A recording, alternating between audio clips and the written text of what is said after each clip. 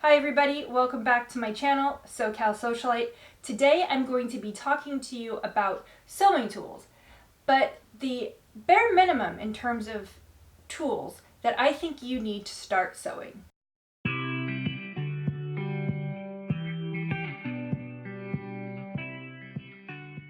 So, there are many sewing tools that I recommend, but this video is focusing on the bare minimum that you will need to successfully execute a project.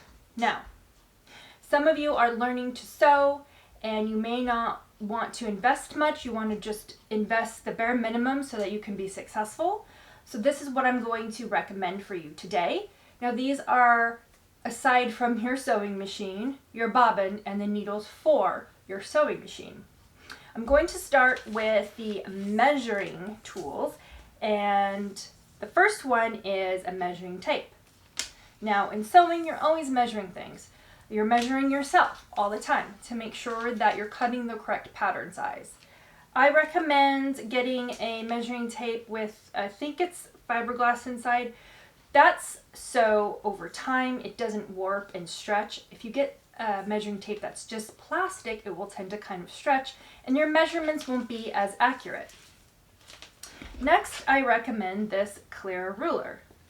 This is extremely helpful when you need to, maybe adjust a pattern or you need to measure a seam allowance, but it's incredibly helpful, and I use it the most for when I'm cutting out my patterns. You need to lay your pattern pieces parallel to the grain line, typically, unless you're cutting on the bias or some other funky stuff. But to make sure that you're laying your pattern piece out correctly, you want to measure it, along the grain line and then along the selvage of the fabric and then along the grain line of the pattern. And this ruler is going to be your friend when you do that. Mine's a little beat up. I have two, but I think I need another one. Okay, measuring. Seam gauge. This is incredibly helpful for when you need to turn under hems, excuse me, or measure seams to make sure that you have the right spacing. So this little doodad goes down so you can select the width you need in inches and then centimeters too. And sometimes you want to check that your seam is accurate. This is going to be your friend. You could do it with this too, but this is easier. Okay, next. Now, you can't make anything unless you cut it. So you definitely need scissors. But you need fabric shears and you need paper cutter scissors. So use your pattern, cut your pattern out with a separate pair of scissors than you do your shears. So if you go and you try to cut out your pattern pieces with your good fabric shears, well, it's going to dull much quicker. So you don't want to do that. So with scissors, highly recommend two pairs, one for paper, one for fabric. Now I am going to link all of these, what brands I suggest below specifically in case you need some help there. So once you're done cutting your pattern pieces out, you're going to need to make sure that the markings on the pattern pieces are transferred to your fabric. There are a variety of ways to do that. So here I'm holding a friction pin, and with this one, it disappears with heat. So you iron over it and it disappears. This works well for most fabrics, but it doesn't work for all fabrics. So you're going to probably need a few different methods of marking your fabric. So the friction pins won't work well if you have a dark fabric. And this is by far the best tool I have come across for marking dark fabric. It's like a white mechanical pencil and it has an eraser. I think it's like $11 or something. It's a little bit pricey, but let me tell you, it's the best I have found. So like I said, there's a variety of different marking tools.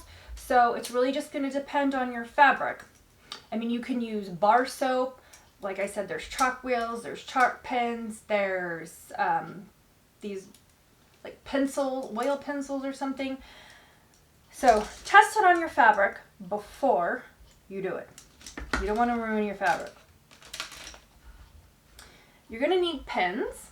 Pins are essential in sewing because a lot of people pin their pattern pieces to the fabric before they cut it out. Then when you will go to sew your pattern pieces together, you pin them into place. You have to have pins. And you probably want something to hold your pins. I prefer magnetic pin cushions. You can get the regular pin cushions like tomatoes. You can put them in a bowl, whatever suits you. You can leave them in the package they came in, but you need pins. And sadly, you're gonna need a seam ripper. You are going to need a seam ripper. Even the most experienced sewers make mistakes, and you're gonna need a seam ripper to take that seam out. The next item you probably already have, and that is an iron. A lot of people, well, I don't know about a lot, but some people don't press as they go. I am a firm believer in pressing your seams as you sew. I think the outcome is just much better and seams lie flat. It looks more professional. So you definitely need to have an iron in your sewing space. There are some tools that will help you with your ironing, and that's a ham and a seam roll. But I'm not putting them in this video formally because I'm doing this as a bare essentials, and at least you have an iron. Okay, so those were my essential bare minimum sewing tools that I recommend. This is optional, and it's a magnetic seam guide. It goes on your machine and it helps guide your fabric so that you're sewing at the right seam allowance. It's like a few dollars. And I do recommend this for people that are just learning to sew in case you get nervous about making sure that your fabric is in the right space. Sometimes new sewers like to kind of fixate on the needle and then they're not sewing at the right seam allowance. But if you use this, it's really going to help you. Okay, so those are the sewing tools that I think every beginner sewist should have, bare minimum. I do have, as I mentioned earlier, I have a video that talks about all of my favorite sewing tools. I also have an Amazon sewing shop on my website that lists pretty much every tool that I have here in this sewing room. So if you want, feel free to check it out. But I thought I would share with you what I think, the bare minimum, what you need to successfully start sewing. So if you can think of any others or you think that I've missed something, by all means leave a comment below. So I really hope you found this informative and helpful. And if you're just starting to learn how to sew, good luck. Please let me know if you have any questions, and I'll see you in my next video.